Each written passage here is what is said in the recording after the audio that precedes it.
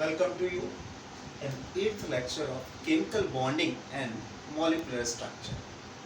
Today's topics are main topic is bond parameters, which includes bond length, bond angle, bond enthalpy or bond energy, also called bond strength.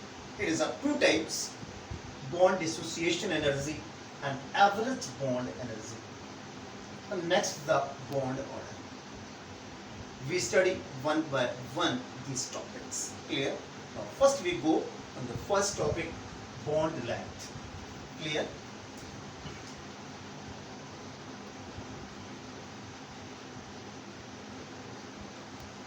What is the bond length? Like this is, first we study chlorine molecule. In chlorine molecule, there are two chlorine atoms, one is this and other is this. These two chlorine atoms shared, and this is sharing part of both chlorine atoms. Clear? These are nuclei of chlorine atoms. Hence you know what is the bond length. In a molecule, average distance between nuclei of two bonded atoms is known as its bond length. Hence, this is bond length. These are nuclei of chlorine atoms in chlorine molecule. This distance is called bond length. Clear? जैसे कि chlorine में ही हम लोग बात कर ले, ये 198 picometre.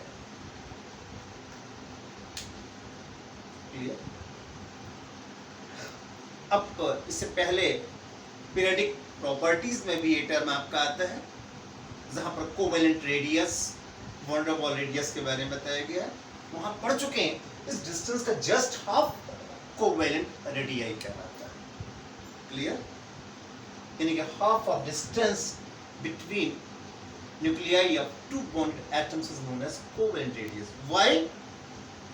Only distance between nuclei between two bonded atoms is known as bond length. अब कहेंगे इसका मेजरमेंट कैसे किया जाता है? चलो, many methods, जिसमें कि spectroscopy technique, electron diffraction topic and technique,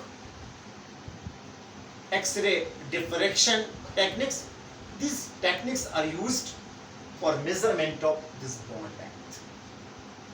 Clear? एक बात और ध्यान रखेंगे, ये जो बॉन्ड लेंथ है हमारे पास, ये बॉन्ड लेंथ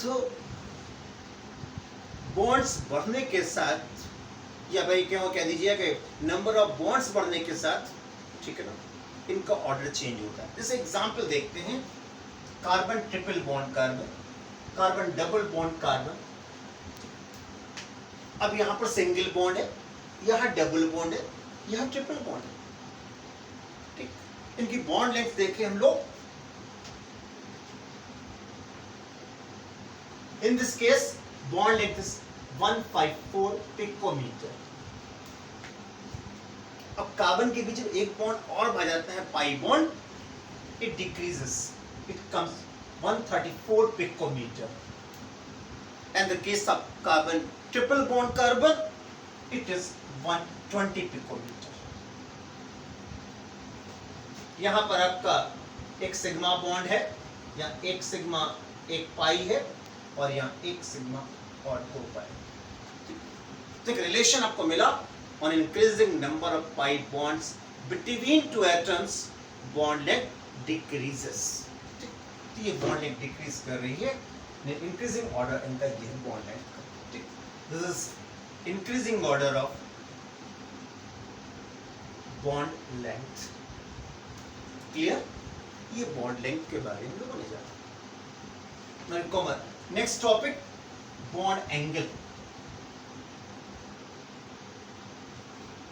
बॉन्ड एंगल क्या है वो देखते हैं। सबसे पहले हम लोग ऑक्सीजन H2O में बात करते हैं। This is called bond angle, this 104.5, ये स्ट्रक्चर है।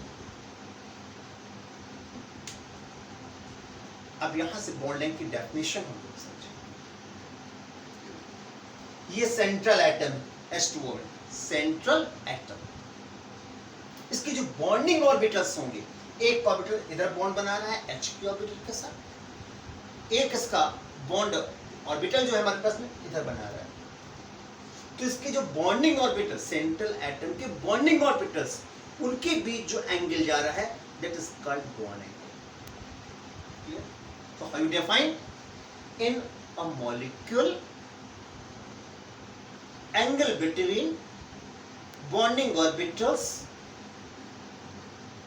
of central atom is known as bond. ऐसे अमोनिया में देखें हम लोग, this is bond angle is 107 degree. Nitrogen में एक नाइट्रोजन ये है, in this way hydrogen atoms are arranged and angle between two hydrogen atoms is 170. In the case of methane,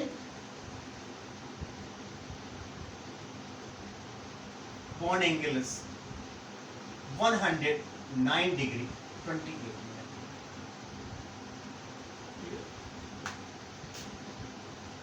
it's structure is tetrahedral. अभी इसी chapter में लोग आगे पढ़ेंगे. This is carbon atom.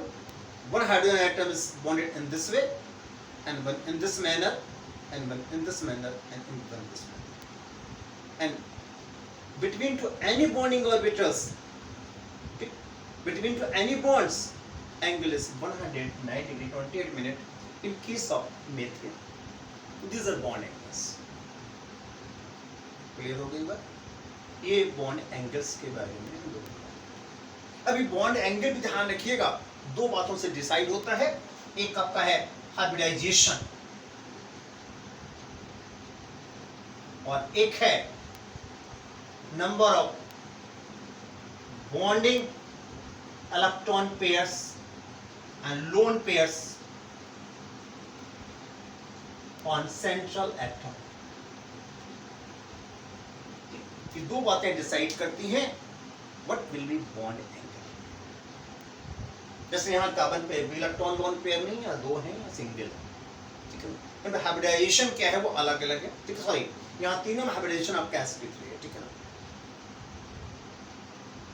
इन दोनों टॉपिक्स के बारे में डिटेल में हम लोग इसी चैप्टर में आगे बढ़ेंगे. Now we go next topic, bond energy और bond enthalpy, also called bond strength. ये क्या है आइए वो देखते हैं. सबसे पहले हम लोग जाते हैं bond dissociation enthalpy. You can also say energy in the place of enthalpy. Bond dissociation. ध्यान दें, कोई भी पर्टिकुलर बॉन्ड है, उस बॉन्ड को ब्रेक करने में और एटम्स को गैसेस स्टेट में फ्री करने में जो भी एनर्जी कंज्यूम होती है that is called bond dissociation enthalpy. So जैसे कि देखें H2 है, गैसेस स्टेट में ले लीजिए, इसके बॉन्ड को ब्रेक करिए. ठीक, इसको हम लोग ऐसे लिख सकते हैं H बॉन्ड H इन गैसेस स्टेट. बॉन्ड को ब्रेक करिए, ये आपके. Now in this case approximately 436 kilojule per mole energy is released, sorry, is required, consumed. जो कंज्यूम होती है एनर्जी वो प्लस में होती है, ये एनर्जी कंज्यूम होती है, तो हम लोग क्या कहेंगे, when 1 mole of a particular bond in gaseous state to break, forming gaseous components, then consumed energy is known as bond dissociation enthalpy for such bond. जो डायटोमिक मॉलिक्यूल्स जैसे H2, इनमें बॉन्ड डिसोसिएशन एंथैल्पी को ही हम लोग bond enthalpy कह देते हैं, उसी को हम लोग एवरेज बॉन्ड एंथैल्पी भी कह सकते हैं। इसमें भी ध्यान रखिएगा, जहां पर मल्टीपल बॉन्ड्स होंगे उनमें एनर्जी बहुत ज्यादा हो सकती है, जैसे कि इन the case of O2,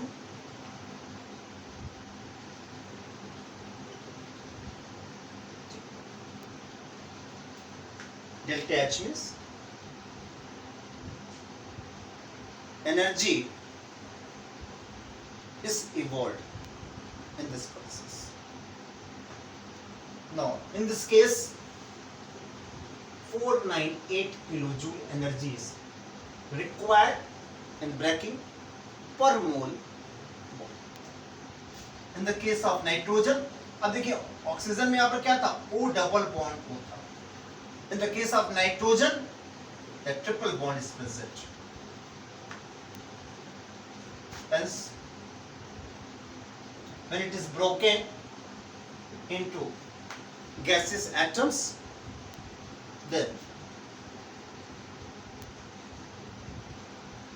this amount of 946 kilojoule per mole energy is required. आप एक बात ध्यान से देखें यहाँ पर, ये बॉन्ड एनर्जी जितनी अधिक होगी उतना बॉन्ड स्ट्रेंथ अधिक होगी, उतना बॉन्ड अधिक स्ट्रॉन्ग होगा। आप देख रहे हैं मल्टीपल बॉन्ड्स में एनर्जी बढ़ जाती है। In these examples we can say this bond is stronger than this bond, and this bond is stronger than this bond.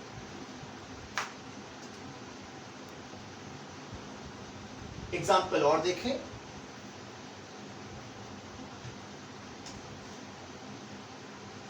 there are carbon triple bond carbon, carbon double bond carbon, carbon single bond.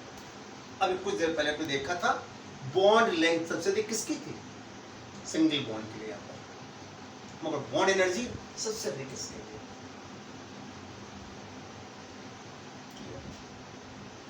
सबसे अधिक bond energy यहां पर है। This is decreasing order of bond energy and bond strength.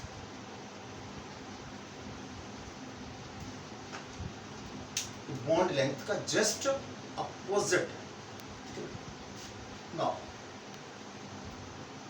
तब हमने देखा ये bond length का जस्ट अपोजिट है। अब एक और वर्ड आया आपका एवरेज बॉन्ड एंथैल्पी। यहां तो आपके डायटोमिक मॉलिक्यूल्स थे, जैसे कि हम लोग HCl को देख लें, गैस स्टेट में it is broken into hydrogen and chlorine atom, so there 431 kilojoule per mole energy से रिक्वायर्ड। ये भी आपका डाई एटॉमिक मॉलिक्यूल है, there only 2 atoms are present.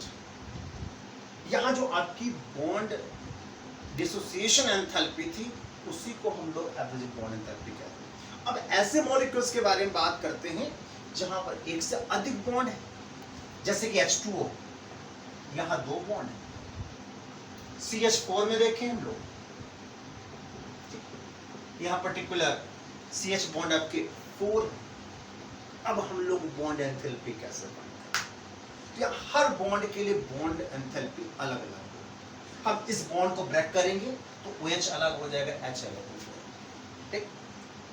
वहां पर जो आपकी बॉन्ड एंथैल्पी होगी वो बॉन्ड डिसोसिएशन एंथैल्पी कहलाएगी for this bond.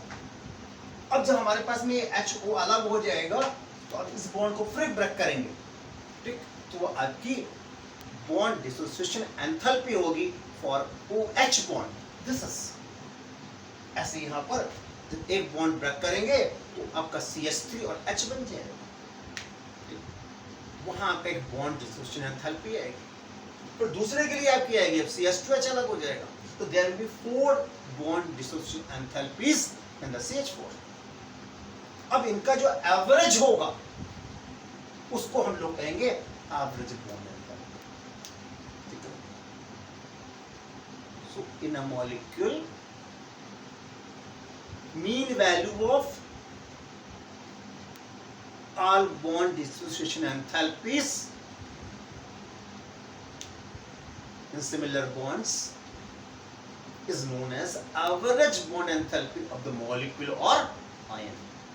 Just example देखते हैं।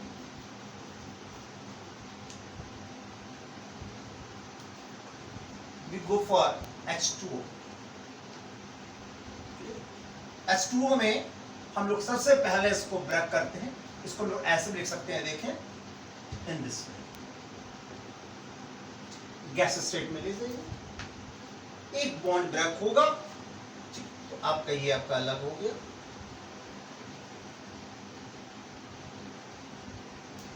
क्लियर। और यहां जो एनर्जी रिक्वायर्ड है 502 किलो जूल पर। All components should be in gaseous state। ये आपकी बॉन्ड डिसोसिएशन एंथैल्पी हुई इस बॉन्ड के। अब यहां फिर बॉन्ड ब्रेक होगा and it gives oxygen atom and hydrogen atom gaseous state। Now again there will be bond dissociation enthalpy for OH bond, that is ये मान लीजिए 1 है, ये 2 है, 4 to 7 किलो जूल पर मोल। ये तो अलग अलग बॉन्ड के लिए हो गई। हम पूरे ओवरऑल H2O के लिए पूछो तो क्या कहेंगे, उससे हम लोग कहेंगे एवरेज बॉन्ड एंथैल्पी और bond energy. It will be delta H1 delta H2 and divided by total number of bonds. CH4 में फाइंड करेंगे तो आपकी 4 एनर्जीज होंगी, उनको 4 से डिवाइड कर देंगे। As what will be value 502 plus 4 to 7 upon 2। Clear? Now it will be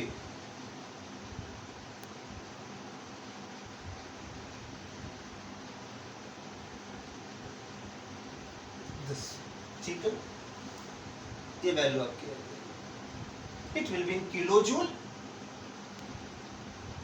per mole। Now you divide it, it comes kilojoule per मोल। तो ये यहाँ अलग अलग बॉन्ड एंथैल्पीज थी, और ये क्या है, average bond enthalpy of H2। Now we go next topic।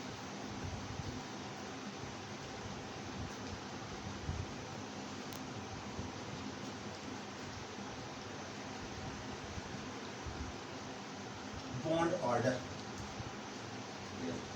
Bond order simple है आपका,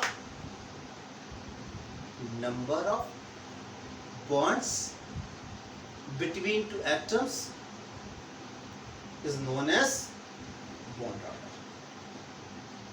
For example, for H2 bond order is 1, or O2 bond order is 2, the number of bonds 2। Clear? In the nitrogen bond order is 3. In HCl, bond order is 1. आप एक बात और भी देख रहे हैं, ठीक, नंबर ऑफ बॉन्ड्स बढ़ रहे हैं तो बॉन्ड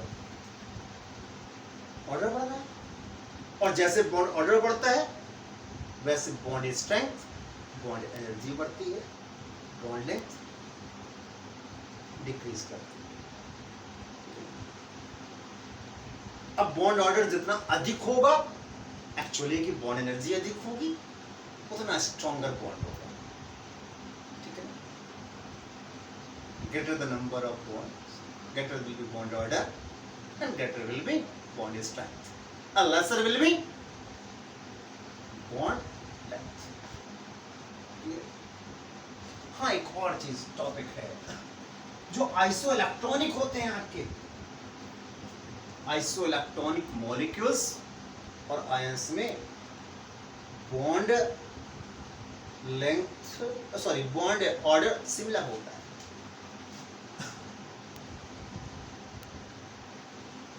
जैसे कि देखिएगा N2 ले लें, कार्बन मोनोऑक्साइड Cl-। अब ये आइसो इलेक्ट्रॉनिक कैसे? Count the number of atoms,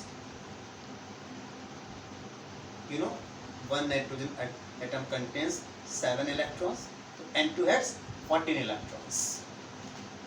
carbon monoxide, carbon में कितना होता है? एटॉमिक नंबर 6, ऑक्सीजन का 8, 8 + 6 14। कार्बन के लिए 6, नाइट्रोजन में 7, 6 7 13, and 1 minus means it gains 1 electron, that becomes 14 electron. These are isoelectronic species. अब देखिए इनका बॉन्ड ऑर्डर,